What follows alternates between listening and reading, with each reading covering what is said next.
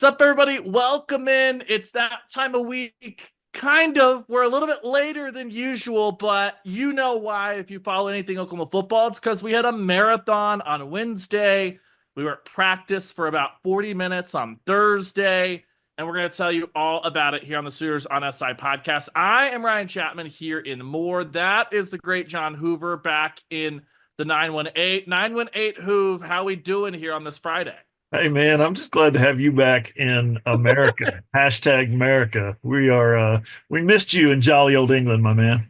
I missed you guys. I can't say I've been working on it all week. Every time I see someone new, I do that. Oh yeah, glad to be back. And like I don't know if I believe that. I'm glad that football season's back, sort of spring football. I'm glad that softball's opening up the SEC slate. We'll talk about that to close the show.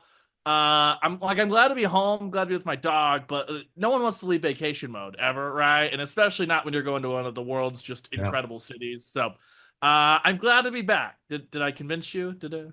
We're glad. Yeah. Well, the boys were 1-1 with you in England, so I think your odds of them winning a championship are better with you in the U.S. So Yeah, we I think we we're have all won on trophies the here. same page that you in the U.S. is the best way for Chelsea to win championships. That's the goal. That's the goal indeed. Well, the hard work to win championships in Norman, which does seem a long way off for some programs, began in full swing while I was gone. Jim Nagy was hired as Oklahoma's general manager, coming over from the Senior Bowl, all that fun stuff. We'll get to Nagy here in a second because we talked to him. We met him officially on Wednesday. We met John Mateer in person. It was his first official press conference. A Yep. couple of us had the privilege of been able to talk to him via some One Oklahoma event type stuff. Eddie and I have on radio, obviously, but the first John Mateer official press conference. Then we talked to Brent Venables. We also talked with the other 34 transfers and new freshmen and new faces, and that number actually I think is bigger than 35 because there were some surprises there that we didn't quite know that we were going to get. It marked the beginning of spring ball. That was our pre-spring media day. Thursday was the first practice. They're going to get rocked and rolling all the way through the now Crimson Combine, which we can talk about. But John, let's start here. First time that we've talked to the head ball coach, Brent Venables, since the Armed Forces Bowl. A lot has happened. The whole portal process. Oklahoma took their swing at Jim Knowles, did not come through as he went to Penn State. So he named himself. Brent Venables did the play caller, plus hired Nate Dreiling, Wes Goodwin to split up the linebacker duties. We've had the Nagy situation come on in as that hire is made. And Kevin then Wilson. there, Kevin Wilson comes in, though I Yeah. don't think he was, I don't remember him making his way to the transcript officially. There was a lot. He talked for a long time. And then just your typical pre-spring stuff, updating on injuries, updating on this, that, and the other. Where do you want to go first with Brent Venables and everything he had to say on Wednesday?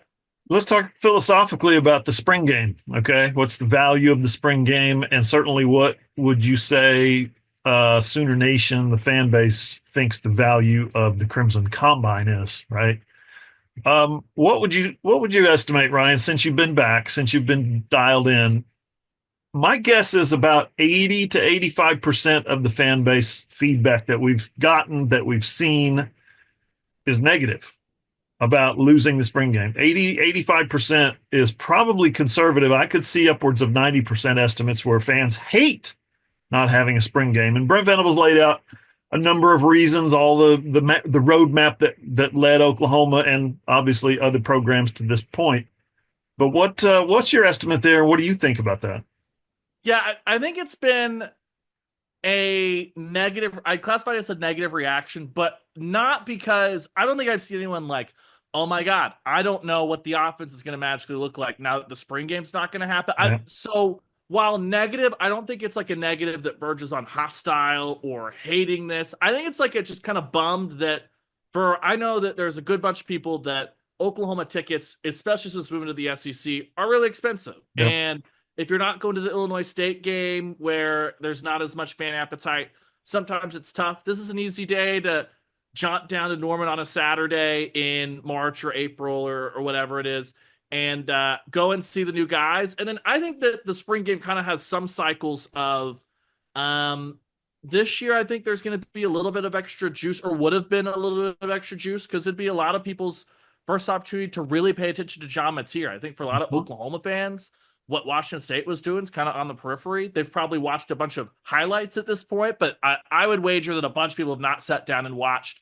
an entire just game of football of John Mateer, Ben Arbuckle, all that fun stuff. So when you got a new coordinator on one side of the ball, a new quarterback, and again, has this thing gotten to where sometimes it's touch football? Certainly under Lincoln, yeah, absolutely.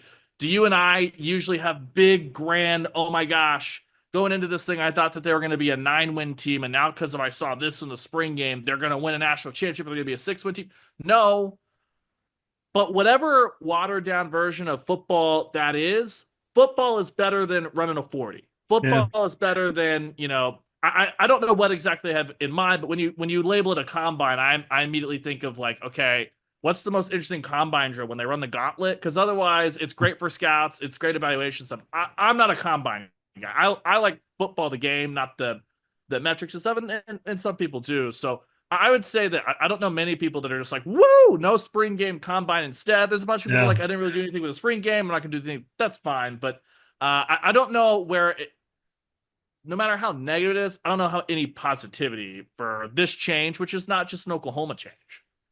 I think fans don't want to travel to Norman, because Norman's centrally located, which is great, but you're traveling from Dallas, you're traveling from Central Texas, you're traveling from Southern Kansas, or anywhere in Oklahoma, to watch your team, to see your players play, to see for the first time the Ben Arbuckle offense, or what the new tight end group is going to look like, or how has the offensive line come along. Well, it doesn't matter now because they're all hurt, right, for this spring. And that leads us to, well, before I finish that point, nobody wants to come all that way to, um, you know, do a bounce house and have balloon animals and bubbles, right? Bubble machines and a hot dog eating contest. Nobody cares to see Joe John Finley and Bill Beatonbow engage in a push-up contest, right? Or go out there and return fair catch punts or whatever. They want to see some football, but Brent Venables explained, and I get it, where they're at, where college football is at, where you got $20 million investment coming for literal payroll, okay, for literal revenue sharing that you're going to be giving to the athletes. 75% of that's going to football players. I could see where you've cut the roster down from 125 to 105 now, okay. So I could see where coaches would be a little skittish about, hey, let's not hit too hard in the spring. Let's not have a 4-hour scrimmage and kill each other like we used to do back in the 80s. Those days are gone. You've got to think about player development. You've got to think about roster building. You've got to think about, Brent mentioned it 5 or 6 times the other day, competitive depth, right? And what he's talking about is we don't have a ton of linebackers. We don't have a ton of really good frontline, healthy wide receivers, for instance, or running backs or offensive linemen. A bunch of guys are having their labrums worked on this spring, which is weird. We need to probably look into that. But just the numbers that they have and the amount of money that they have to now spend, NIL, revenue sharing, and so on and so forth, on players and player retention, and how open the transfer portal is, okay, how wide open coming up after spring the transfer portal is, I could see where a coach would be a little gun shy about too much contact in the spring. I get it. But yeah, it sucks. It sucks, this thing they're rolling out here, this Crimson Combine crap, in place of an actual spring game. Oklahoma, didn't it feel like Oklahoma was one of the last big name schools to say, cross their arms and stand up and say, we don't care, we're having a spring game. This is what our fans want. This is what our tradition says. And it kind of feels like Oklahoma caved a little bit to the environment, to the flavor of the month, so to speak, in college football, which is we have to protect our players. We don't have a lot of depth. We don't have a lot of offensive tackles and offensive guards. Let's do a combine instead. Yeah, that's been the story of Oklahoma athletics post-COVID. A year slow to everything. A year slow to NIL. A year slow This to all does of feel that. like a reaction. You're right. They are slow to everything. Joe Castiglione is now slow. He's not on the front edge of anything. He is slow. The last time they're on the front edge of anything was going to the SEC. Really. I mean, outside of that, think about it. When's the last time outside of today, it was announced that Sonic's going to be an on-field sponsor for Love's Field. That's the first fully dedicated facility just for women's athletics that has an on-field sponsorship. That's pioneering, things like that. That's those frontiers, sure, but when it comes to big structural change, certainly in football, Oklahoma's behind. That's what they've been a year behind on all this stuff. So it's why a part of why they're in the spot that they're in. Another part of why they're in the spot that they're in is because their offensive coordinator sucked last year. The defense or the offensive line was bad. The defense couldn't do it all by themselves. So the first step there will obviously be John Mateer, Ben Arbuckle, all that stuff getting a lot better. That'll be the big question mark all spring long.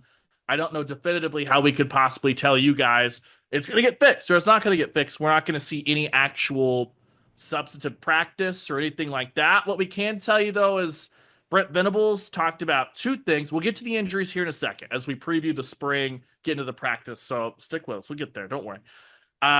Two big things have happened since Brent Venables last spoke. First, the big structural change for Oklahoma football. This GM hire of Jim Nagy, that might be something that is an exception to what I just said about Oklahoma's and being a little bit slow. That new structure that they're going to bring in, it might be. I don't think they're that. I don't think they're ahead of the curve on this. On having an actual general manager. They're at least not a year behind everybody else who went to get NFL experience, stuff like that. Because I think the initial wave of GMs was a lot of what Curtis Lofton was, which is we don't really know what the GM is going to be, all this stuff. Oklahoma is in the leading pack of schools that have decided we want a capologist, we want a scouting, all that stuff.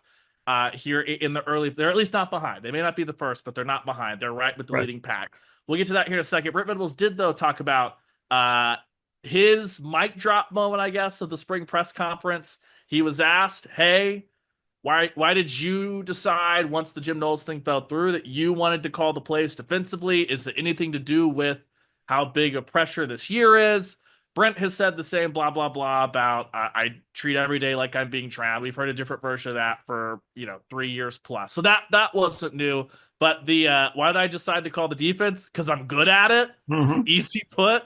He later went on to talk about 3rd and 12. You need to dial up a big time play call. That's a quiet, safe space for me. Not that my assistants can't do it, but why find out if they can when I know that I can? I have no problem with that. None at all. I know I've said this a bunch. I'm not going to belabor the point.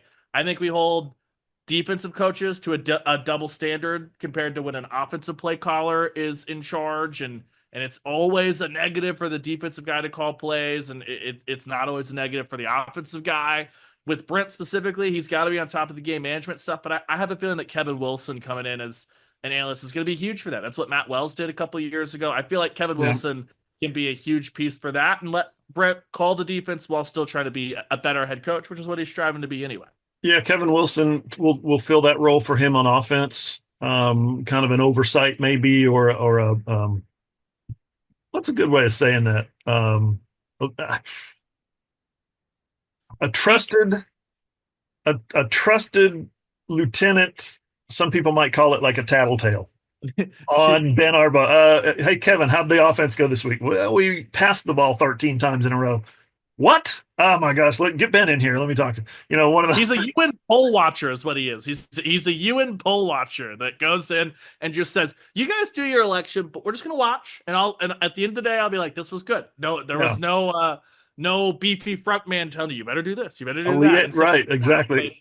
Yeah, a good liaison to the head coach for the offense would be a good way of putting it. And Wes Goodwin's going to do that for the defense. Wes Goodwin's going to be the head coach's ombudsman, maybe. Liaison for the defense, supposedly. Kind of a special. He had that role we talked about it with the Arizona Cardinals. So if you can do it for them, you could probably do it in college as well. But yeah, I thought that quote was hilarious, Ryan, where he said, everything gets quiet for me in those big moments. He said, it ain't loud. It's, oh my God, all this pressure. It ain't that way for me. It's a freaking safe place for me. I love that. That's as good as it gets from Venables. I also don't believe him on one thing. He's obviously a fantastic defensive coordinator. I have no doubt he's very comfortable in that spot. I'm calling BS. I don't think there's been a single moment of quiet ever in his brain. I think that Brent always has something cooking. And whether it is the voice telling him blitz, or it's the voice telling him let's do a still or something like that. I do not believe that anything is ever quiet in Brent Venables' brain. He has too much going on. Yeah. He's just wired that way. It's a beehive of activity. Yes. Yeah. So that's that. Unshocking, but I thought that was interesting. Let's dive into what I think personally is the real meat and potatoes of what we kind of talked about or found out on Wednesday. Jim Nagy hired, coming over from the Senior Bowl, a guy with 2 decades of NFL scouting experience. He's been a part of 6 different staffs that took teams to the Super Bowl, won 4 Super Bowls. He was working at the Senior Bowl, built that into an it was already an important event on the NFL draft, but it became the important event on the NFL draft circuit. And now he's going to bring all that to Norman. Got to hear what Brent Venables had to say about him, plus Jim Nagy. The biggest takeaway for me is there are no ifs, ands, or buts about it. This is a very clear vision. Nagy has NFL experience. He is going to do what an NFL GM does for an NFL head coach. The NFL GM needs to be one-minded with the head coach. What are you looking for in players? All that stuff. The Schneider-Carroll Seattle connection, which is as collaborative as it gets, was kind of brought up as someone that he has familiarity with. What does he need to do as far as contracts, taking transfer portal contract stuff off of Brent Venables' plate so that Brent Venables is just coaching in a role that Brent is more accustomed to. You're always going to recruit the high school players. You're always going to be a big piece of it recruiting-wise, stuff like that. Well, now you've got a group of guys that are scouting all the other guys in college football so that they already have grades for everybody in the portal. You got a group of guys constantly scouting their own roster, a group of guys helping scout the high school guys, valuation charts. Hey, we already know that we value this player as a $400,000 NIL type player. If he wants $2 million, we appreciate it. We'll move on, all that stuff. And just a big time support role, which is what this has become. Free agency and the transfer portal are very similar. The big difference is drafting players, they have to come play for you for the most part, in most cases. Recruiting, you still have to get them. Brent Venables said, I can't get someone to not like me if they don't like me. Like that's something that happens. But it feels like it's going to be a very, very organized process and organized model with a ton of experience, even though Nagy's not served in a GM role like this before. He has tons and tons and tons of experience, and he was very impressive. And Brent Venables, it almost seemed like a sigh of relief when he was talking about all the stuff that Jim Nagy's going to do for him. Yeah, I couldn't agree more. He's going to take a lot off of Brent's plate. And he actually said the quote that I used in the story was the head coach. Brent doesn't need to be out negotiating contracts. That's not the head coach's role. I mean, that's awesome. That's what you want your GM to say. Now, there's some discussion just off the top about, okay, so who is in charge? Is it the head coach or is it the general manager? Yes, they're both in charge. They're going to work collaboratively. Who's the guy, though, when they come down to the 25th scholarship or whatever, right? Or the 4th linebacker, or say they're in the market for 5 offensive linemen, and Jim wants this offensive lineman and Brent wants that offensive lineman. Who wins that one, right? Well, one guy makes $8.5 million a year. The other guy is going to be paid around a little under $1 million a year, we're told. It was interesting that shortly after his hire was formally announced by the school, that the school also announced a gift, a donation of $885,000. Wouldn't that be interesting if that's exactly his salary? In other words, someone has endowed his salary, essentially. That would be a great step forward for the Oklahoma football program and the way they do things. You know, if that doesn't have to come out of the school budget, someone actually donated to bring a general manager in. That would be a heck of a way to do it. But Ryan, I always felt like the general manager role that we were introduced to last year about this time, I think it was maybe late January, where we got news that Curtis Lofton was the new general manager. That almost didn't that feel like more of a cursory, like, hey, Curtis is an old Letterman and an All-American and one of Brent Venables' favorite guys, and you know they've had this relationship all these years, and he's back with the Soul Mission, and hey, smart move to make him general manager. He's a guy that was in the NFL for 9 years. He knows about contracts and this and that. They went out and they actually got an actual, branded, formally trained general manager. Now, here's the thing with this, with Jim Nagy, and I asked him this question: when you don't know exactly what the job description is? How do you know what the parameters of the job are? This is a new role in college football, and it's really a role at Oklahoma that's only about a year old. So how do you know kind of what your job description is, especially if you've never been a general manager before? For instance, Nebraska recently announced the hiring of a guy who was also 17 years as an NFL scout, but he also was vice president of player personnel with the Panthers and Matt Rule. He was also the pro personnel director with the New England Patriots. Pat Stewart is his name. He's got actual working in front office, working with general managers, working with contract guys. Now, for college, is that better? Or because Jim Nagy was with the Senior Bowl for 8 years, right, doing executive director, going out and building these relationships, is what he's doing, is his background better? Ohio State has a guy that's got, he's been with the school for 12 years. He's done recruiting. He's done film evals. He's done on-campus recruiting. He's done college recruiting. He's done social media. He's done their creative media team, and he was the team travel coordinator, this guy, Mark Pantoni, for Ohio State, right? What's his experience in being a general manager? What about at a peer school like Alabama? Well, Courtney Morgan, right? Dude was an agent. Dude was a sports agent at one point. He had his own business where he's working with athletes and entertainers on building their brands. That's a big component of this too. And then Texas hired Brandon Harris. Well, Brandon Harris is a trained coach. He came up as a coach, and now he's the general manager. He's worked with Sark. Sark brought him on, but essentially he was an assistant. Sean McVay with the Rams interviewed him in 2021 to be the Rams assistant quarterbacks coach. So that's just a small sampling of peer schools that Oklahoma has where their general managers did something. Their general managers have backgrounds, I should say, in something that's completely different than what Jim Nagy does. So is it better? Is it worse? We don't know. Jim's answer was perfect, I thought. He said, well, it's mostly about building relationships. And he's done a fantastic job of that with the Senior Bowl and making connections as 17, 18 years as an NFL scout of building those relationships. So that's where he's going to try and take it. Sorry if Charles Barkley came through there. Just came down. Oklahoma softball adjusting their schedule this week as well. So we'll hit that when we hit softball at the bottom. And, of course, as I open Twitter to see if they've tweeted out yet, a Charles Barkley video yelling about the Thunder comes through. No. You're right. This GM role across college athletics is kind of every program has looked for something different. Yeah. And it's kind of seemed that one thing that hasn't changed in college football is the head coach is still the personality that everything touches, right? Base of the program, yeah. Yeah, Bill Belichick, it's no shock that he goes with maybe the most cut and dry.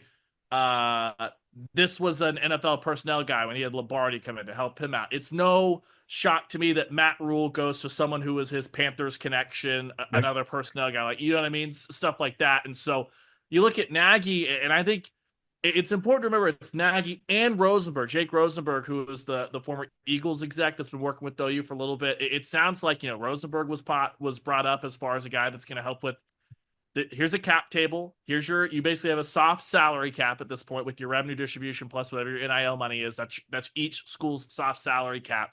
How do we want to evaluate quarterback gets X percent of the cap?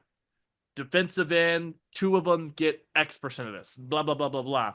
That's going to come in and pair with what it looks like Oklahoma wanted, which is a guy who had the relationships with agents, but a guy that is a football guy, someone who wanted to scout, who wants to put in a NFL style. We are going to be the best well-scouted advanced scouting for the team this year. We want to have the best scouted. We want to have everyone in the transfer portal scouted ahead of time so that we know exactly what guys are going to fit. We want to have all these high school guys scouted so that we can go to Brent Venables and his coaching staff and say, instead of sifting through 2,000 huddle clips, start with this 75. If you don't like it, let us know. We'll start feeding you more and more and more. But we're gonna really let you focus in on this, that, and the other. And that kind of matches, I think, the the personality of Brent Venables. If they get into those disputes, the two things that really stood out for what Nagy talked about. The first one, he said throughout his scouting experience, he was always told, he talked about the very first time he got to drive Green Bay's GM to the airport, going from Green Bay to Milwaukee as an intern. Don't shove a player down a coach's throat. It's never going to work out. That was the advice he got. And he talked about, I worked in organizations that didn't care. They shoved players down, said, you were going to have to coach this guy. And he's like, it didn't always go that well. More times than not, it didn't. Then I think this is maybe where the big difference is in college than the NFL. There's a lot of big differences, but he also talked about, and part of a different answer, between the portal and high school recruiting, there are so many guys that if you guys can't agree on one person, that's fine. We'll find somebody else. There are enough guys that you can pull and find. And so that it feels like, obviously, press conference one, there's not, Jim Nagy's not going to walk in and be like, I have final say on the roster. Screw you, Brent Venables. And Brent Venables is not going to be like, yeah, he's going to be great, but we're going to pat Jim on the head. And when I want something, like, that's not going to happen, especially not in March, on March 5th, when we talk to these guys. But it seems like that is the right mental attitude from both to try and at least get this thing up and running and going. And it'll have to get up and running pretty quickly. Jim Nagy talked about they need to make some more hires to build out the scouting side of what he wants. There's a portal window that's going to open up here in about a month, and Oklahoma needs a linebacker. Oklahoma needs another corner, probably, just to feel good about life, just in case somebody gets hurt. And we'll talk about the injuries here in a second, but if any of those end up being behind, Jaden Gibson, the setback, we'll talk about that here in a second. The Sooners are going to have to hit the ground running because this roster is not done. Yeah, and you mentioned, I mean, the portal, to take it back to the previous topic, the portal window that's coming at the end of spring practice. By all accounts, this is going to be the final time that happens, or at least for now. There's going to be it's not official yet, but everybody is angling toward one portal window to like 10 days at the 1st of January, right? And that means that no more spring portal window. So no Matt Rule, nobody's coming to scout your players and tamper with your players because they saw the Big Red play on ESPN Plus or Fox Sports or whatever in the spring game.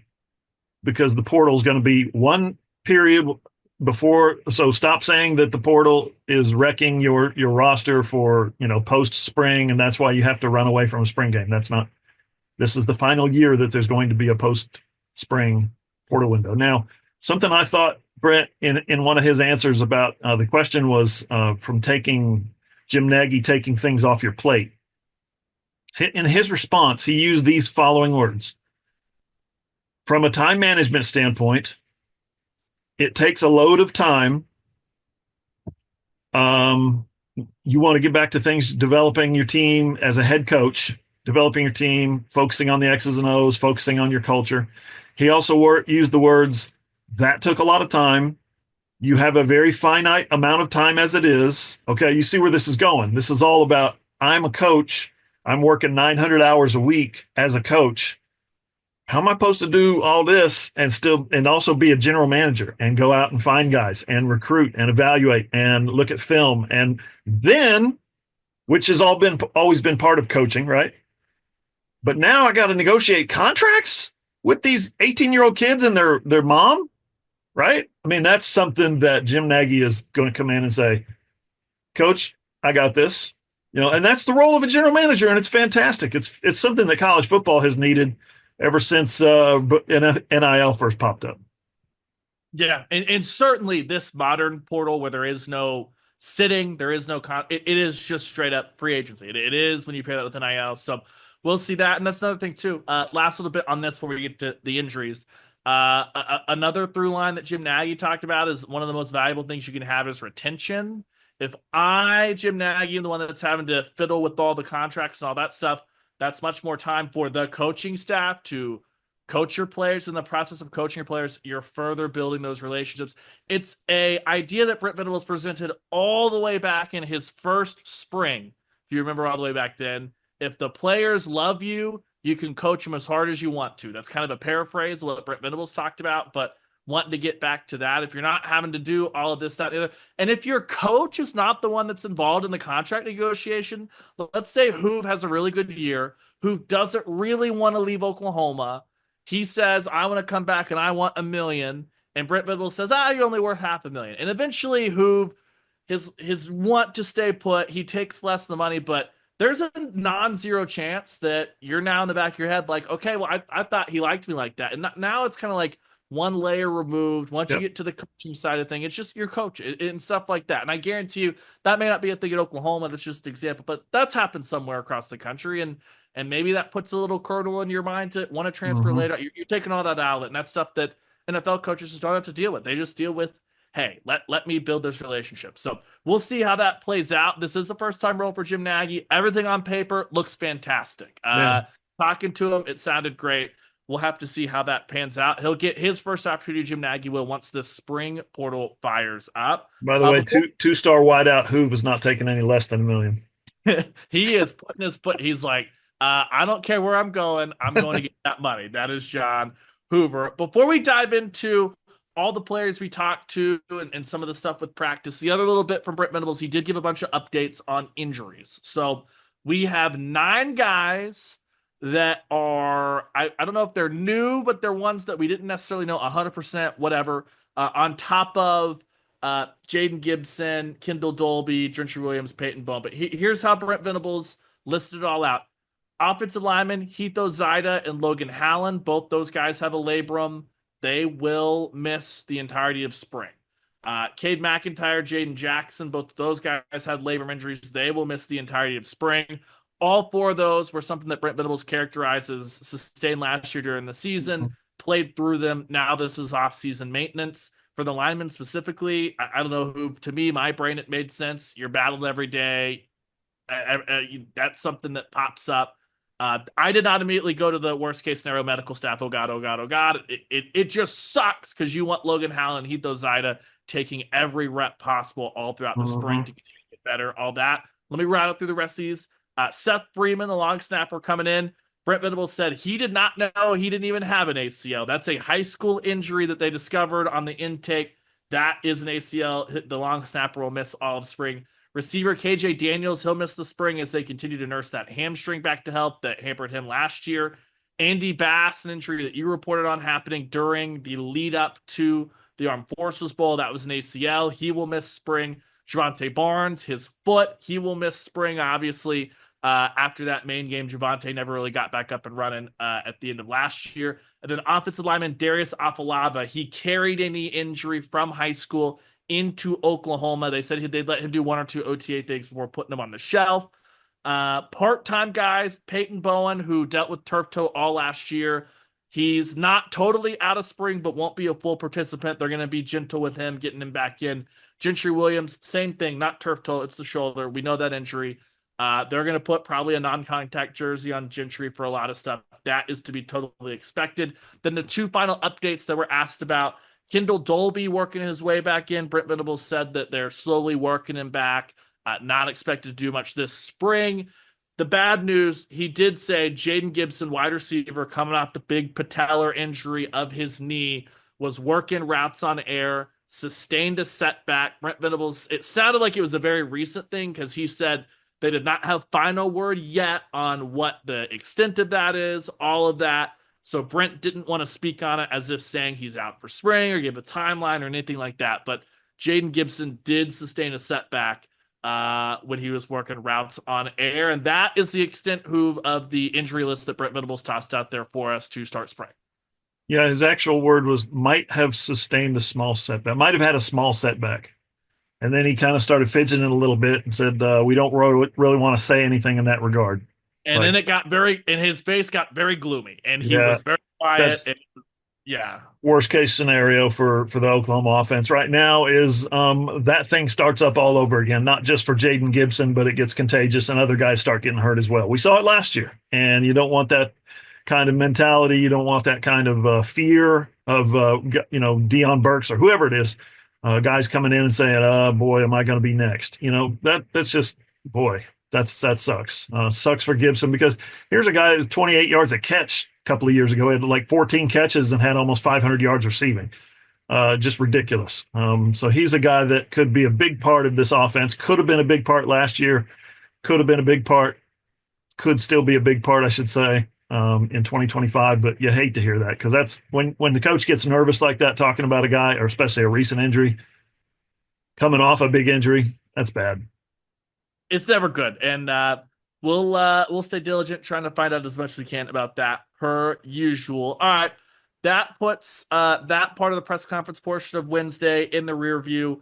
Let's get to talk to all the transfers before we dive into what I saw out at practice. And before we dive into any of this, just a reminder, our spring preview series, Oklahoma Sooners on SI.com, Hoove went into the weeds. It was not 62,000 words. It wasn't quite that extensive, but it was 12,500, give or take, on all the position previews, all that fun stuff, the most important battles going into spring ball, all of that, which got underway officially yesterday on Thursday, Oklahoma Sooners on SI.com. Before we did any of that, though, we got to talk to all these new faces, and it started Hoove. First press conference we had Wednesday morning, the quarterback, John Mateer, from the podium, desk, chair, whatever. He was in front of the OU backdrop for the first time, and he struck a calm and confident figure. He seemed very, very comfortable early stages with embracing everything that comes to being OU's quarterback. Yeah, that's actually the question that I had for him was, he's been out front ever since he got here. He goes to gymnastics and he goes to basketball games and he's introduced on the court and he's on the video board and he's doing one of these things and he's throwing T-shirts and whatnot, getting the fans up, right? I mean, that's kind of the role of the Oklahoma quarterback. And he hasn't just embraced it. He's run into it full speed. And that's what you want to see. He's got a comfort for those spaces, right? He's okay being a leader. He said, the first workout of the winter of the off season, right? The first workout that he shows up for, the guys take him and push him at the front of the line. They want to be led by their new quarterback. How impressive is that? I don't know if they did that with Michael Hawkins. They may have. We haven't gotten that report, but Mateer actually said, that it was really great of the guys to make me go to the front of the line for my first workout. That was impressive.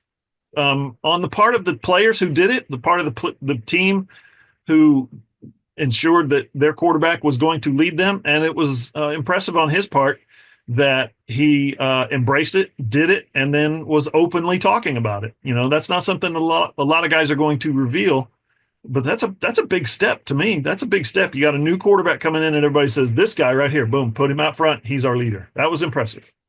Yeah, and you got on top of that. We've seen a similar dynamic before. When Dillon Gabriel came in with Jeff Levy, Yep. Dillon had run Levy's offense, but he hadn't run it the year prior.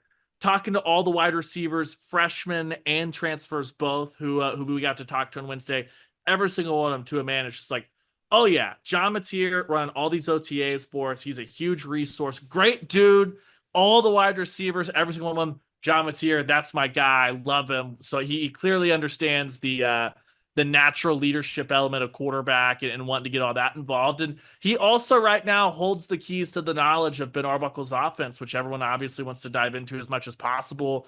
The full install with all the coaches and all that couldn't start in full swing until Thursday. So it's a lot of player-led stuff outside of it.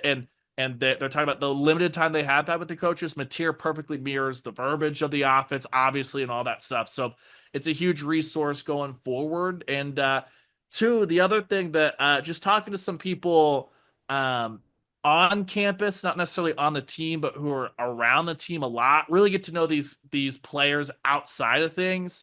The sense that I've gotten from people who talk about John Mateer too is that he's a guy that is very, very hungry.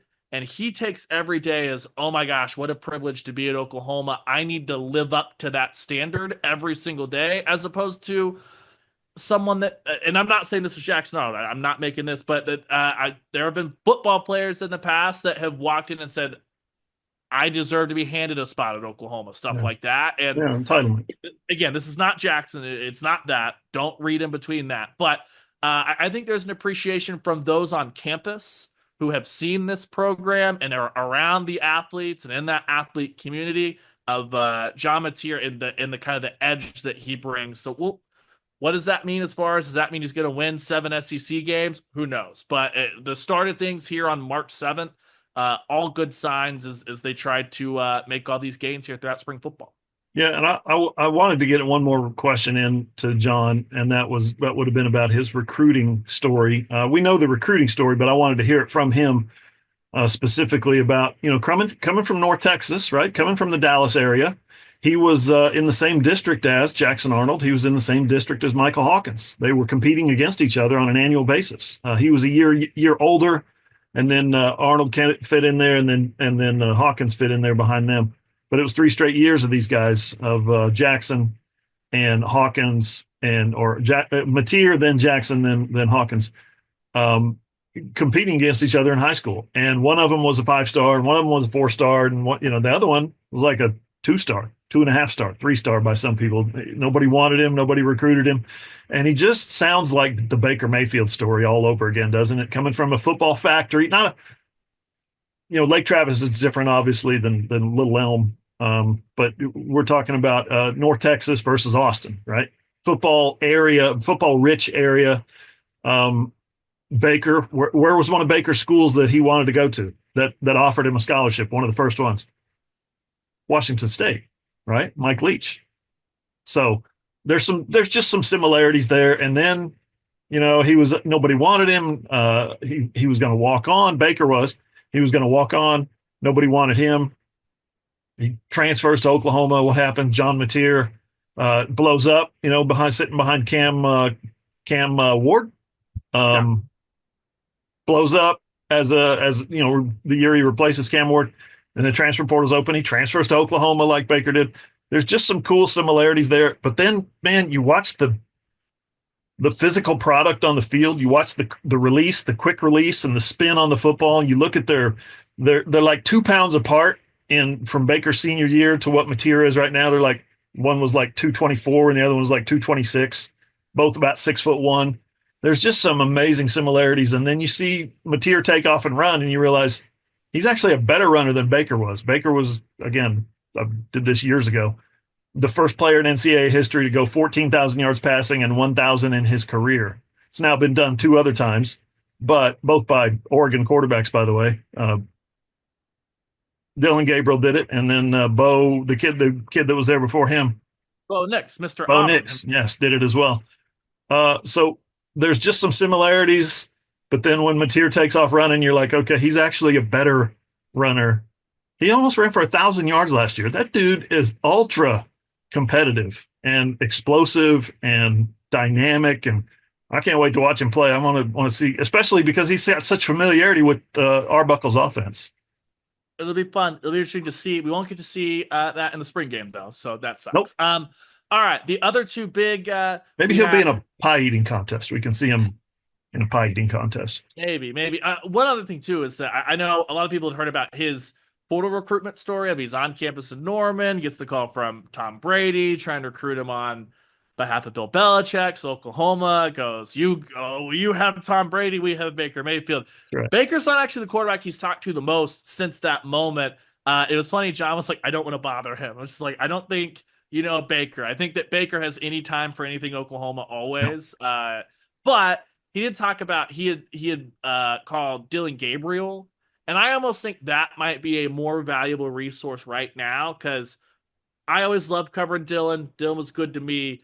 Dylan came in very successful, quiet confidence, but I think it took Dylan a year to embrace and be fully comfortable with what it actually means to be Oklahoma's quarterback. Mm-hmm. Of, hey, you guys had a bad performance against Baylor at home. Everyone's pissed at you, even if it's not your fault, that kind of stuff. That just the level of it. And I think that talking with Gabriel will be a very, very valuable resource for John Mateer on how to transfer in, how to embrace it, how to ingratiate yourself with the team, and also how to kind of handle the pressure. So it'll be really interesting to see how that plays out. As he also talked about Heisman Park. Yes. Dylan did. Dylan went over and looked at Heisman Park his first time on campus and was just like, oh, so that's what they do here. Mateer said he walks by it every day, parks his car and walks by it every day. He said, I don't think about it all the time, but I do see it every day. So that's impressive also. So we'll he see said, that. And he said, yeah, it would be cool to be on that list. Yeah, I also appreciate him just being like, I'm not gonna talk to you guys like you're idiots. Of course it'd be dope. One of those things. Right. All right, let's go. What do you want to go? Freshman first or transfers first? Who Oh, it where's doesn't the matter.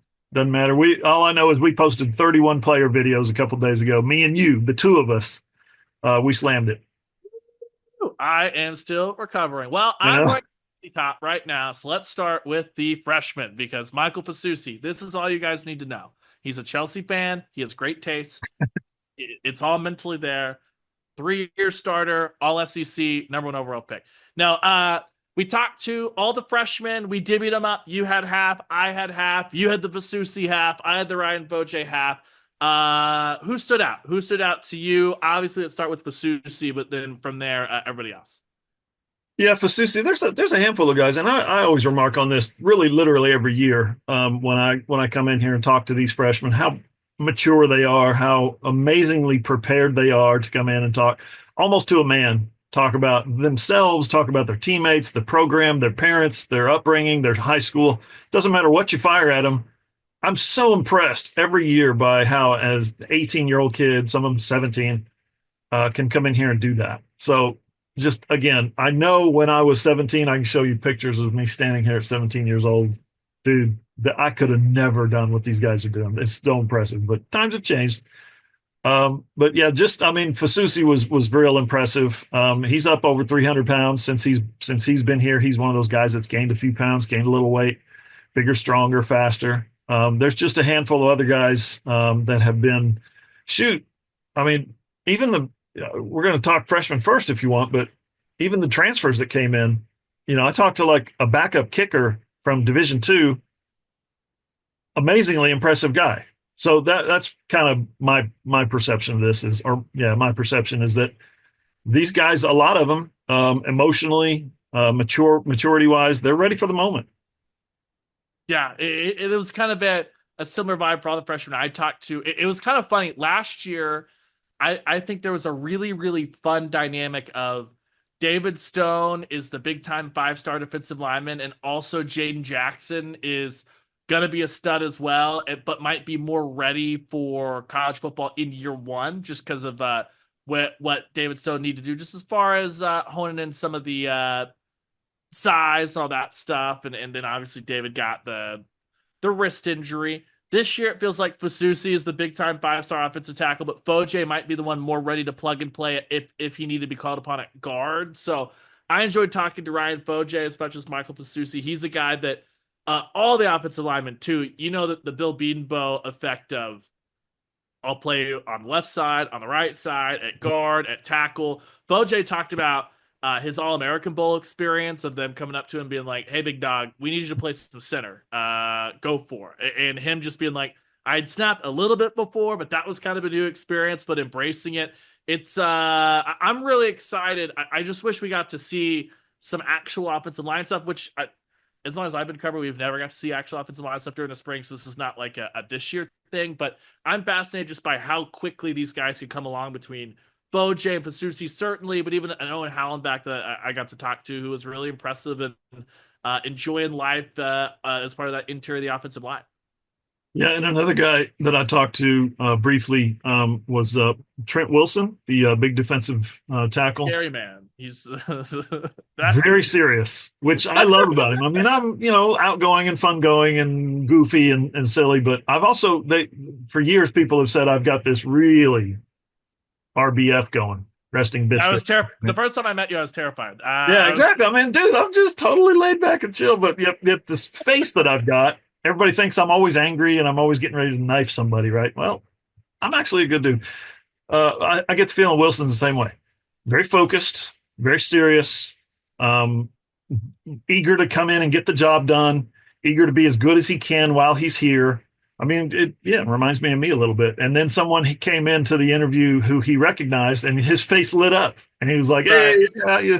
And I was like, "Okay, there's that smile that everybody's been kind of fearing at this point." But interesting guy. I think he's a guy that's probably destined for early playing time. As good as the defensive line is, and I said in my position preview that the defensive line is better than it's been in. We could say, for this generation, it's as better than it's ever been. The Oklahoma defensive line. he's going to come in and he's going to add to that. He's going to be a guy that gets into the rotation at some point. He's a good player. Yeah, it'll be fun to watch him kind of grow. I didn't get to talk to Elijah Thomas, but he looks really impressive just as far as sitting there at the table. Talk to Manny Choice, the other wide receiver. Yeah. I knew that Manny Choice was big. Yeah. He is like big, big, big. You could tell he's one of those guys, really tall torso that they're sitting at elevated tables and he's almost towering over us anyway, just kind of sitting on a stool. And I was just like, that's different. We didn't see a ton of that last year due to you had carry on, but once Jaden Gibson went down, a lot smaller guys. All the corners and safeties seem just really eager and energized by seeing not just what Eli Bowen did last year, but all of the early playing time for Jaden Hardy, for Michael Boganowski, as guys are like, yeah, I can come in and I know that I can win snaps immediately. And then maybe the surprise of the day for me, Jacob Henry, who here to wrestle initially and then is walking on or decided, hey, can I get back into the football side of things? His story, unbelievable. He talks about being in the student section for the Temple game and getting emotional with how much he missed football and Wow. then starting to try and go, okay, is this something that could be real? And he's friends with Jaden Jackson anyway. And so him and Jaden sat down and started watching some of his high school film. And Jaden's like, no, man, like you have some tools here. Like I think that you've got some stuff. And then him talking to Ethan Downs and just hoping could Ethan put in a good word with the coaching staff. And that's a guy that I don't know what impact he'll make, Jacob Henry, getting back up and running, but he's got the pedigree, he's got the genes. Obviously, if you know anything about his dad, Mark Henry, holy cow, what you talk about large and you talk about strong, didn't get any better than Mark Henry. He's one of those guys. He is the Walter Rouse of this group, as far as someone that I could just sit and talk to for 20 minutes and so impressive and just be like, yeah, man, this is someone you want to root for, that kind of guy. Yeah, that's great. I'm looking forward to your story on him because just the fact that the story when he committed to walking on as a football player has been probably our most popular story of the year so far. So Yeah. people love them some Henry what would you say legacy type stuff. That'll He be did fun. guarantee his dad will still be wearing like a Texas shirt for OU Texas, but he might put an OU hat on. So that would be a big step for Mark Henry. That's So we cool. shall see there. Y'all Let's check out, by the way, real quick, check out the interview we have on the Oklahoma quarterback. You can find the interview in the quarterback story that ran today.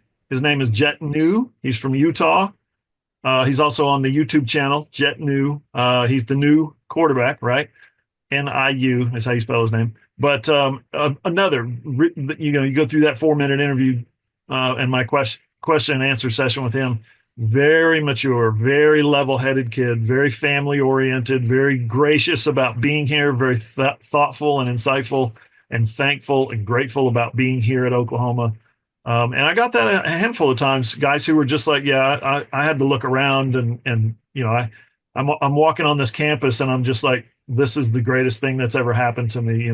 People were, even the transfer, some of the newcomers were like, I can't believe I'm here. I'm humbled by being in Norman, Oklahoma. So there was kind of that vibe going around on Wednesday. Yeah, Jet New, I believe, definitely first Power Four Tongan quarterback. I think he might be the first in the FBS, Tongan specifically quarterback. So kind Wow. of cool there. A historic player, Jet New. All right, let's fly over into the transfers. Who stood out to you? I spent more time talking to punters than I ever thought I would spend, especially because I like Delzinga. I did tell Hoover that there are a couple of kickers, a couple of specialists who refuse to answer questions that I was like, you can have all the Gabe Burkage content you want. I'm going to go talk to real football players. Yeah. I'll talk to Jacob Ulrich all day, every day, the Kennesaw State punter, who just spent probably, we talked to him for 10 minutes.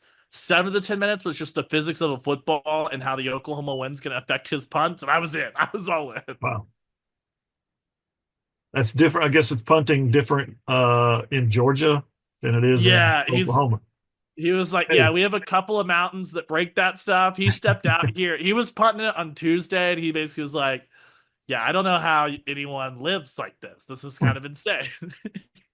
It's always funny when the newcomers come here in the spring, especially when the weather is just ridiculous, like 4 inches of snow on the ground or 2 inches of ice or blowing 50 miles an hour, and they're like, what's going on? But it's Oklahoma. Don't worry, it'll change. It's Tuesday, dog. Don't worry about it. It'll be good.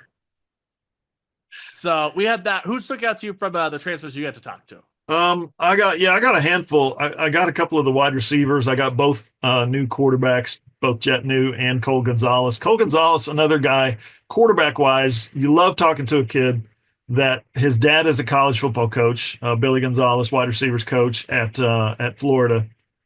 He's been a successful coach for a generation now, and here he's raising a young quarterback.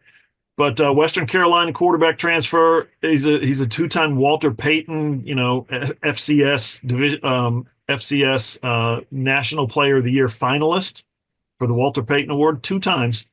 He was a freshman, all conference in his freshman year at Western Carolina. So you don't. Here's the deal: he's hurt right now. He hurt his hip late last season and missed the last month of the year, and he's still rehabbing and coming back from that. Hurt it pretty bad. I think it was a fracture. But here's a kid who had no real interest or business or thought that he would ever go to Oklahoma or play in an SEC school. Oh, again, his dad in the SEC as a coach. He's been around the SEC, but here he's like, yeah, that's I'm not going to play there. And then now he's transferred to Oklahoma, and they're not going to play Florida. They're not going to play against his dad. But he's excited about, holy cow, I'm in the SEC. Holy cow, look at this stadium. Look at this campus. Look at this facility that I'm in. Look at this head coach and this program and all these players. Very humble and grateful came through on his interview as well. And then one guy that obviously stands out, well, two others. Marvin Jones, very soft-spoken defensive end from Georgia and Florida State last year. I asked him, I said, Georgia's been the kind of the standard for college football last, handful of years, 4 or 5 years or whatever.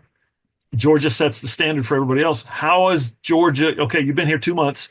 How does Georgia's off-season facilities, off-season commitment, off-season workouts compare to Oklahoma's? And he said they're very comparable. That we do a lot of the same stuff that somebody like Georgia does. So he was impressed by that. And then the other guy, obviously the big one, is Kendall Daniels from Oklahoma State.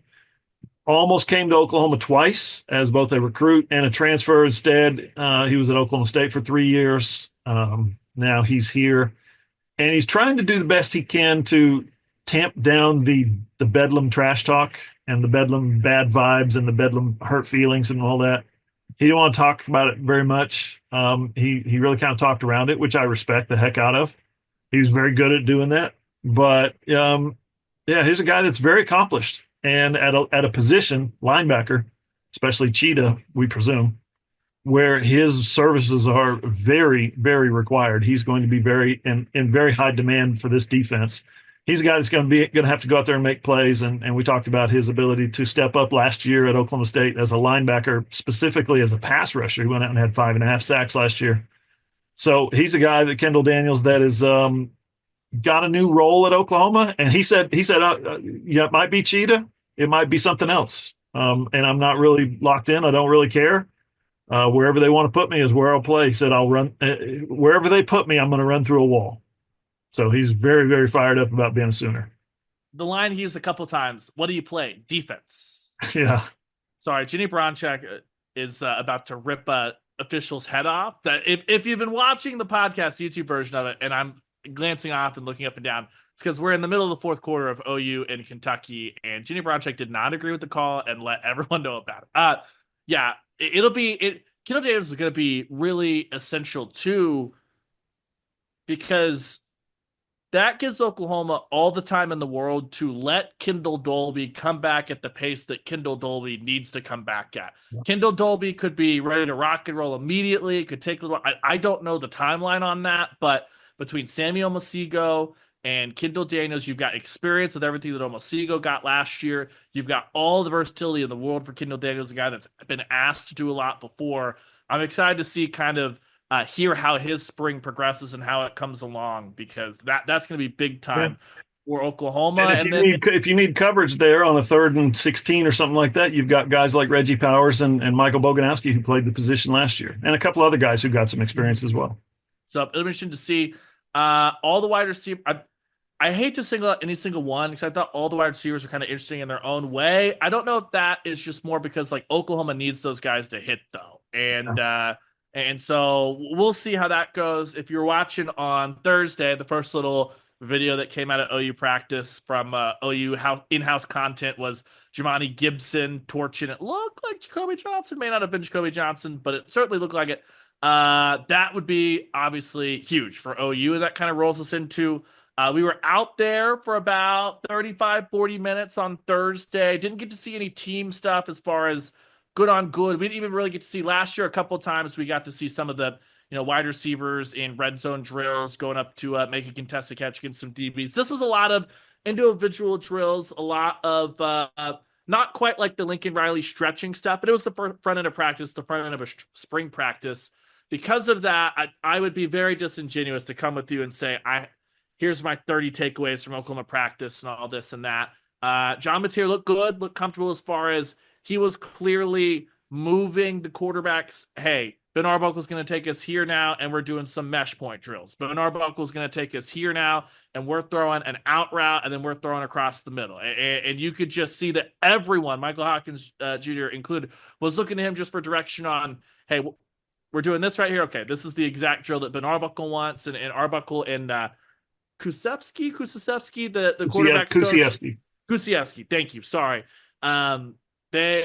Those two were around everything that the quarterbacks did. And again, this was the individual drill, so it wasn't where Ben Arbuckle needs to step back and be the OC. That was good to see. The offensive line, they're in the back corner from where we are on the sideline. We would be on, if you're at OU, imagine it's the indoor facility, but imagine it's the football field. We're on the Oklahoma sideline, and the offensive linemen work in what would be the tunnel that Oklahoma run out of, that corner of the end zone. So it's kind of hard to see over there. But the thing that just stood out is that Michael Fasusi and Ryan Foje look like SEC all-world top 100 type picks in a uniform. What does that mean for this year? I don't know. But there wasn't a lot of stuff to really get into as Bill Beanbo was working with a lot of the getting out of the stance, getting really low. We're all taking our first step together. That kind of stuff. Moving across it. Jaron Kanek, official a tight end. Oklahoma didn't split it up and say, oh, he's a tight end linebacker. He's just straight up a tight end. We had heard that move to offense had been coming. He looked very comfortable over there. Him and Devon Mitchell look like $1 million. I don't know if Devon, if this is the spring where the light bulb comes on, a guy that was in a very mature manner at the end of last year. Hand up, don't yell at the coaching staff for me not playing in the Armed Forces Bowl. That was on me. That was like what he fired out there on Twitter almost immediately after the game. Yep. Moving over, didn't spend a lot of time with the defensive backs and some of the outside linebackers because they're on the other side of the field. Got a good look at PJ and R. Mason Thomas. Looked fantastic. Those guys were working with each other a ton over there on the defensive ends. And Danny Okoye looks, I want to see Danny Okoye play football. I would like to see him play football tomorrow, and I would pay a lot of money because he looks unbelievable, as well as does David Stone and all those guys kind of around the defensive line group. Other than that, you've been to these before. If there's anything I'm missing, please let me know. But again, it was good to see. I'm not going to tell you that I got a ton of huge, massive takeaways other than just like Gavin Sawchuk looked bigger. He looked more muscular, looked more built than the last time we talked to him. But other than that, it was kind of the first day of spring practice, and we were in the early portion, not when they get out there and go good on good, offense, defense, all that stuff.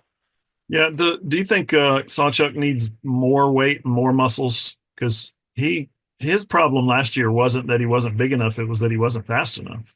He was he would get 2 yards up the field and there's nowhere to go. His problem last year was the offensive line. Let's be honest. Yeah, his problem last year was that he played behind an awful offensive line in the times when then as they got better, Xavier Robinson got more touches, and then it was like, okay, his style of running did not mesh.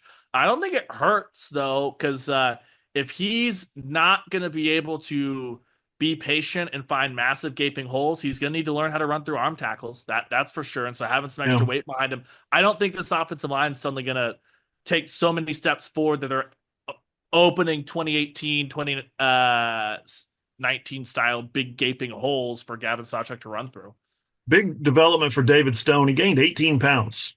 So Mm-hmm. what you're hoping is, if you're an OU fan or if you're an OU coach or teammate, you're hoping that's a good 18 pounds, right? He went from 295 this time last year to 313. So 18 pounds of muscle, twitch, explosiveness, all that kind of stuff is what you want to see out of him. And that's the most of anybody on the team. So that's good, I guess. Remember, there were the talk last year was there was only one guy going into two-a-days who was over 3 bills, and now it's like a very common thing, including Trent Wilson, the freshman. Everybody's over 300 now, it seems.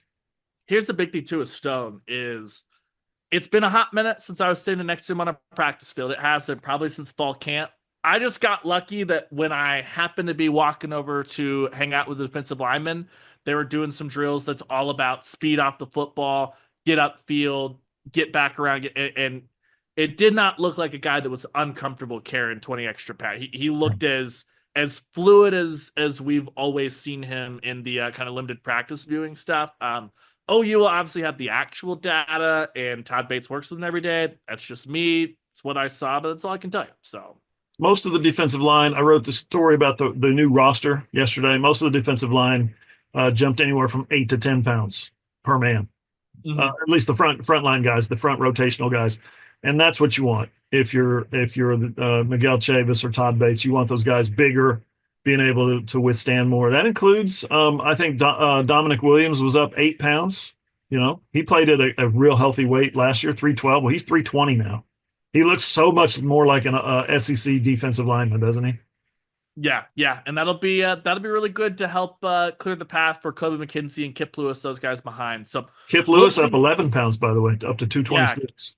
Kip Lewis finally getting up over 226. That's been a thing. It did not hurt him one bit last year, and it can only aid him. But we'll see that. I'm excited to see him and Kobe play next to each other this year. Our spring coverage, as always, Oklahoma Sooners on SI.com. Every single day, we will have something. I don't know when the next time we'll be out there is outside of Pro Day. It'll be soon, very soon, though, at some point next week, I would imagine. I don't have that schedule in front of me. And honestly, Hoop, I'm still kind of playing catch up from being gone, trying to get everything back under me. So, Oklahoma Sooners on SI.com. And once again, if you got time this weekend, head over to the YouTube page, John Hoover Media. If you're interested in all these new faces that are going to be taking the field for Oklahoma, we got videos from everybody, top to bottom, a ton of really great stories told by those guys. Oklahoma Sooners on SI.com, or go to the YouTube page, John Hoover Media. Boss, shall we take a diversion and head into the non-football division here? Sure. All right, where do you want to start? Do we want to be happy? Do we want to? What do you want to do first? Let's update the listeners on where the basketball game is right now. Yeah, right now there's 3:18 left in Greenville. Oklahoma up 60-59 on Kentucky. Wow. They've erased a 10-point deficit in the third quarter to take a lead there to start the fourth. Let's put women's basketball at the end here, just because we will have the most informed discussion on that once we get closer and closer to knowing possibly how that game went. So let's go to the other half of the Lloyd Noble Center. The Sooner men had a very up and down experience while I was away, beating Mississippi State and then just back-to-back gut punches against Kentucky and Ole Miss. Look, we've been as critical as anyone of this program. I'm not stepping out to defend anything like that. You have to appreciate how this team continues to get off the mat over and over and over again. And you saw that on senior night, Wednesday night, the Sooners hosting Missouri, a team that just pantsed them earlier this year when they had that really rough 2.5-week stretch. And Oklahoma got out early. Jeremiah Fears played for me, John. Hand up, I did not watch the Mississippi State game. I know he dropped 27 and 10. I did not see that. I've watched all the other games except for that one and the Kentucky game. And as far as that goes, for me, that was Jeremiah Fears' best performance since the Michigan game in non-conference. As far as everything Jeremiah did, a career-high 31 points. He did everything for Oklahoma in that Missouri game. And he's played a lot better here these last 2.5 weeks. And I think it's no coincidence that Oklahoma's gone from getting blown out to really good offense, but not be able to get the stops in some of these games. Wasn't the case against Mississippi State and against Missouri. And now it sets up, John, a massive game. This Texas game tomorrow on Saturday feels like an elimination game. Whoever loses this game, both these teams on the bubble, probably going to have to win the SEC tournament to go dancing. Yeah, the thing that strikes me about this OU team is most of the past couple of weeks, at least, we've seen a team that's fighting for their NCAA tournament life. They look like an NCAA tournament team. They look like a team that's well organized, and they got a lot of effort. They're rebounding better. They're shooting better. Okay, they look like a team that should be in the NCAA tournament. But obviously, you go back and examine the resume. The blown lead against Texas A&M, the GAC, the choke job against LSU at home. Those make, and then in between there was a couple of 20-point loss, I think a 28-point loss. Make it hard for the fan base to get behind this team, to invest emotionally in this team. But here we are, one game left in the regular season. The conference tournament is just ahead of them, and the SEC tournament is just ahead of them. How strange does that sound? And OU goes into this game 5-12 in conference play. Texas is 6-11. So they're OU wins, they'll both be 6-12, right? And then you've got your head-to-head is split. Right now, I checked the net ratings when the podcast started. OU is 50, Texas is 40. So Texas is 5-10 against 5-9 against quad one teams, and OU is 5-10. So yeah, I think that's right. Against quad one, that's their record in quad one. Texas is 5-9, OU's 5-10.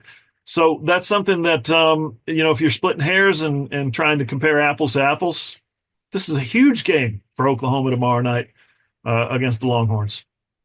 Yeah, and it's one too that part of the reason why Oklahoma and Texas are still on the bubble is because the bubble has been, I hesitate to say historically bad. I've not tracked the bubble like we do when we're covering the team for long enough, but the bubble this year has been exceptionally bad. It feels like with the collapse of the Pac-12, one less power conference, the consequence of that is that we are comparing a lot of teams that are in the doldrums of the Big Ten and the SEC and the Big 12, plus the ACC being so bad, like their fourth team, North Carolina, being on the bubble in the midst of all this awful basketball that's happening is an indictment of what the ACC is. And if the ACC was like a normal conference this year, it'd be, regardless of who won this game, it'd be like, hey, one of you two has to go and win the SEC tournament. But as it stands right now, Oklahoma via Lenardi this morning, the first team out.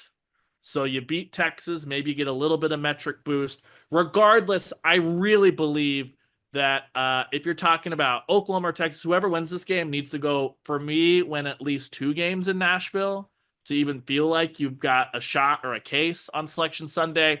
One thing we have seen the last couple of years is the committee, if you don't win your conference tournament, the last 2 or 3 years, they've not really been rewarding a team that shows up, plays, and wins 3 games, but loses out in like the quarterfinal, the semifinal. That's not really been moving the needle. Mm-hmm. What I don't know is this year, with so many bad teams on the bubble, I think the conference tournaments are going to matter more than they have the last couple of years, just because there is no great answer when you're deciding between Nebraska or Oklahoma or Texas or North Carolina right now. No right answers. There's no wrong answers.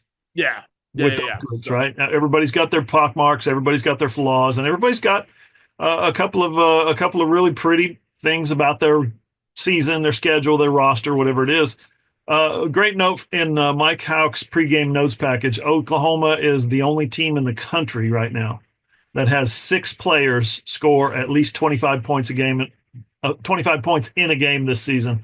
Jeremiah Fears did it. Jalen Moore did it. Bryson Goodine did it. Duke Miles did it.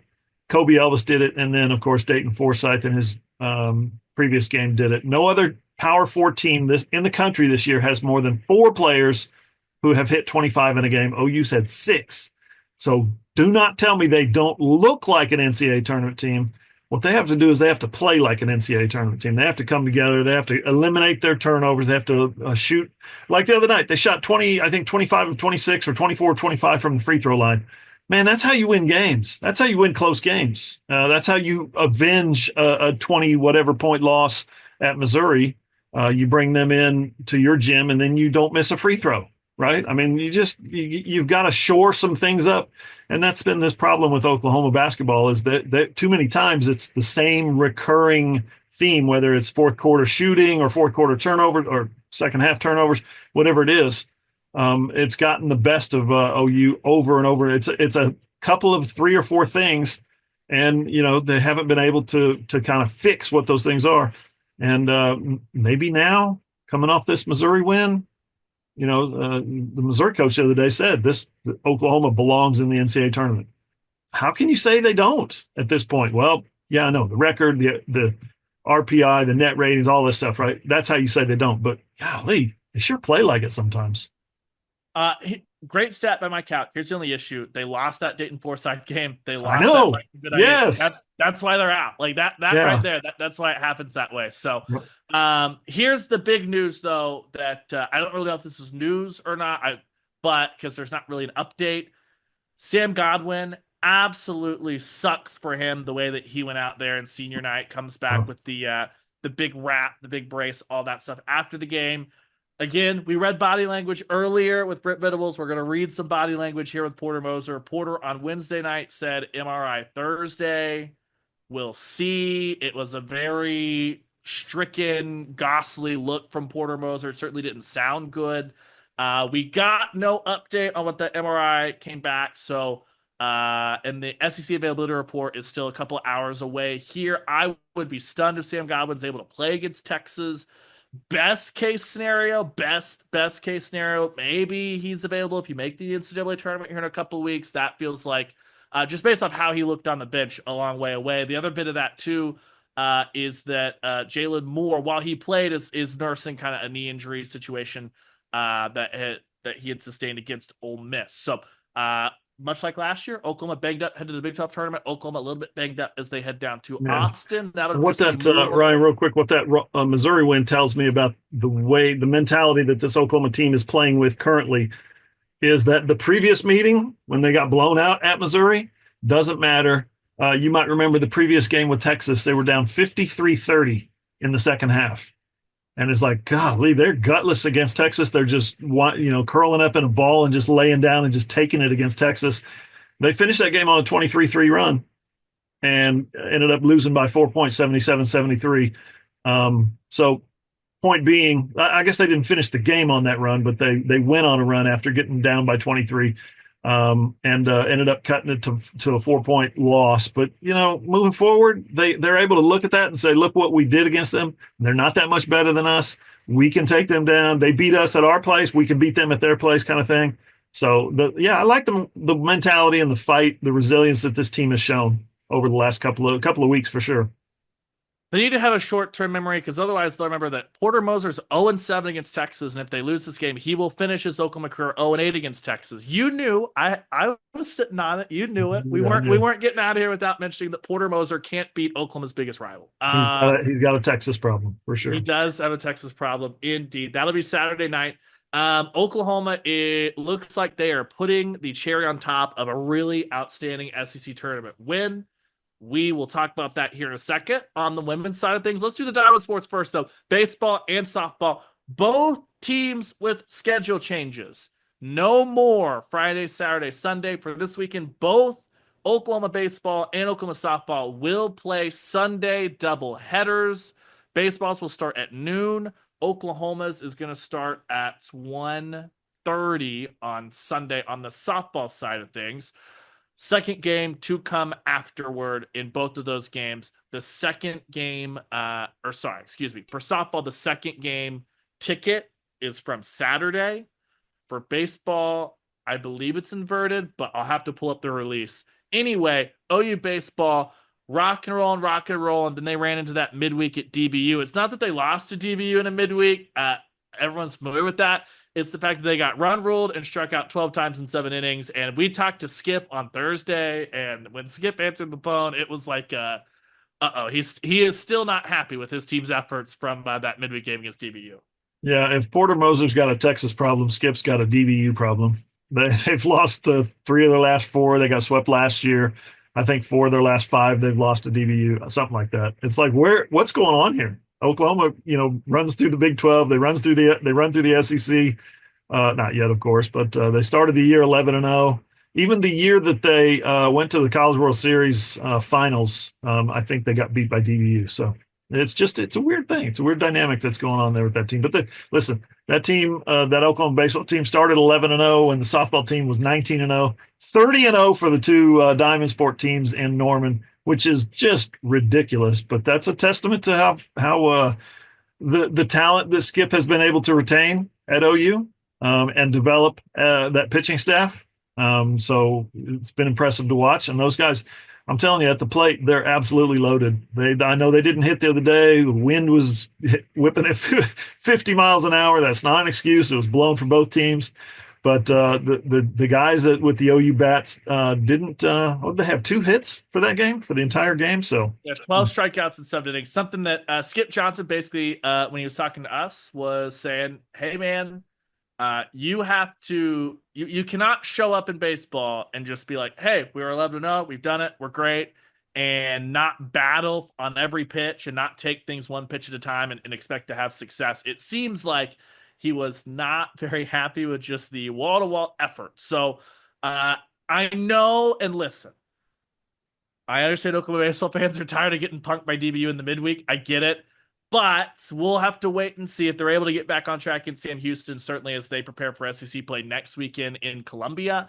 If they're able, South Carolina, not Missouri, if they're able to take this as a learning experience and it's kind of a mental check on them, then maybe it's the nice little kick in the butt you needed before you started conference play.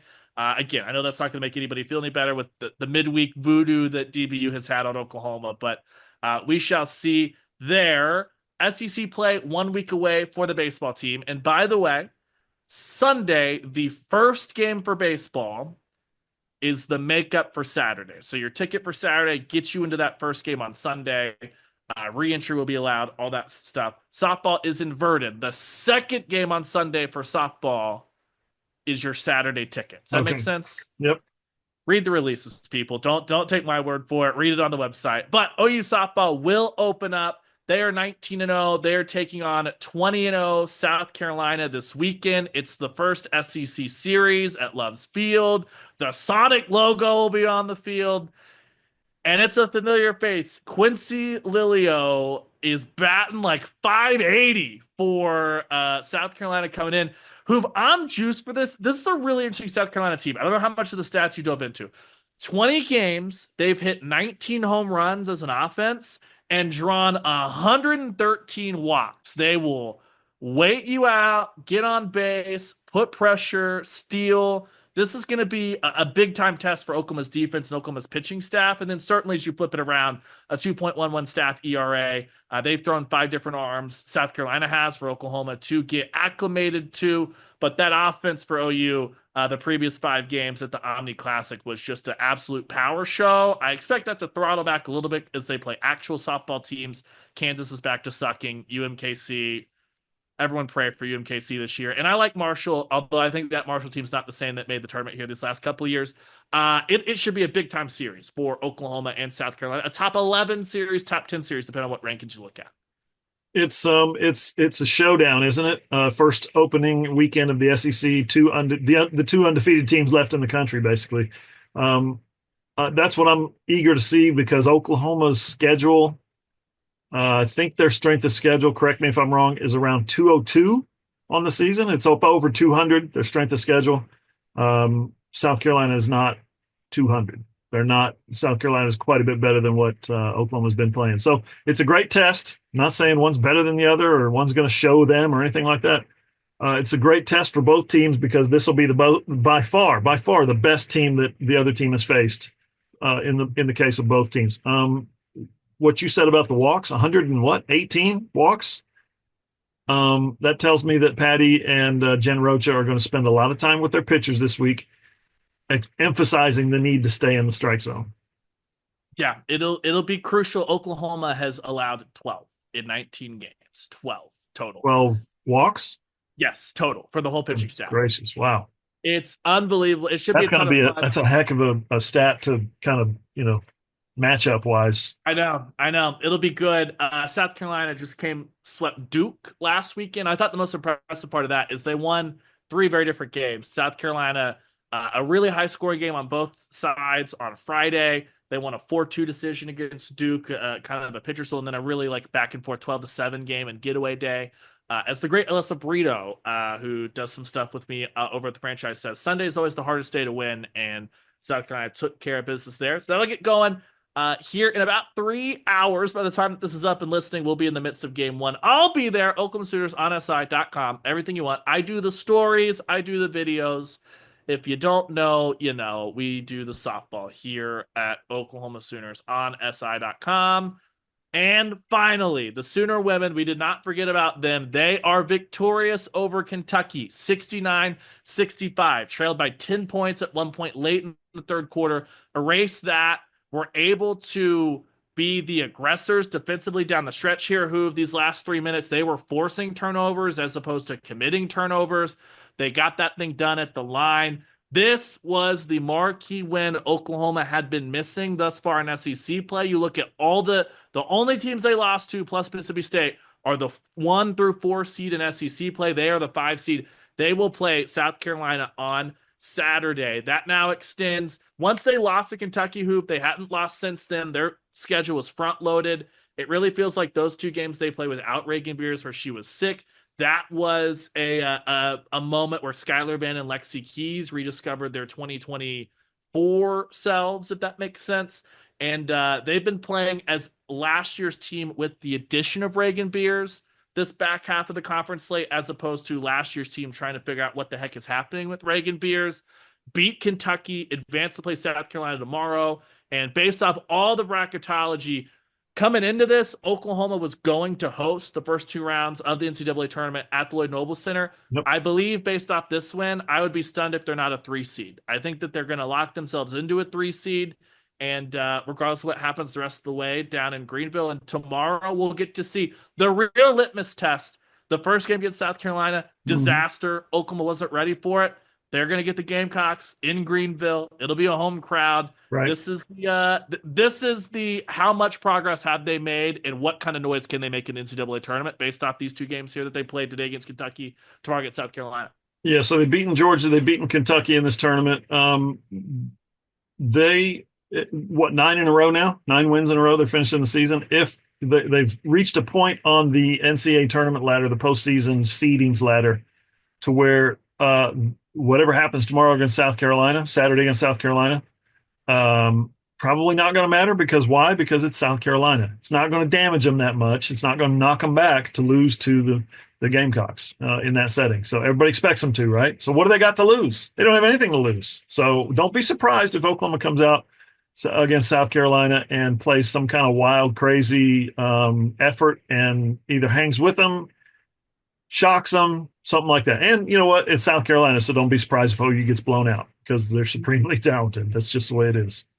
Yeah, it'll be a lot of fun to see. That game will be tomorrow at 3:30 on ESPN2. That's what the 4-letter network tells me right here on my television on the other side. So that's big time. You'll see Oklahoma, those seniors will play 2 more games at the Lloyd Noble Center at least, or I guess at maximum 2 games with the NCAA tournament coming in. It feels like, John, the recipe, everything, the wars they've been through. I would be stunned if this is not the Oklahoma team that finally breaks the seal, makes it back to the Sweet 16 for the first time under Jenny Baranczyk. And then from there, you tell me, whatever the bracket shakes out, if you land in like UConn's little pod, we'll see how that goes. But the way that this team's playing right now, I would be pretty stunned if they don't make the Sweet 16, which is pretty exciting for Jenny Baranczyk here going into or closing out year 4, especially knowing that you got Peyton Verhulst, Reagan Beers, a bunch of those players coming back next year. She's been terrific. Baranczyk and her crew have been terrific. Absolutely. Hoob, I think, have we missed anything? I think that's all the damage that we can. Women's gymnastics ranked number 1. Men's gymnastics ranked number 1. Yeah. Men's and women's gym. You just need 2 fingers to do the total ranking for those 2 teams. Men's tennis beat Florida in a top 25 duel yesterday. 2 days ago. And then track, they handed out a bunch of gold medals in track. You won like 4 gold medals in the first ever Southeastern Conference track meet. So that was good. Indoor track. There you have it. It all runs together. But like we said, OklahomaSoonersOnAside.com. Continued coverage of spring football, everything that happens for baseball and softball. You want it, you got it. And as well as men's and women's basketball, however long we have left for both of those programs, we will be there with everything at Oklahoma Sooners on SI.com. That's all that Hoover and I got for you this week, though. We'll be back with you next Wednesday, assuming that we don't get 35 more interviews on next Wednesday. I'll tell you right now, if we are doing another 35 interviews next Wednesday, we will not be podcasting on Wednesday. Other than that, we will talk to you then. That'll be preview, I suppose, technically for the SEC tournament. That'll be the last bracketology and prognostication for women's basketball. We'll recap everything OU South Carolina. We'll preview everything OU South Carolina for baseball, all that fun stuff and more on the pod. For Hoove, for me, just follow us at Sooners on SI, at Johnny Hoover, at _Ryan Chapman, and we will talk to you guys next week.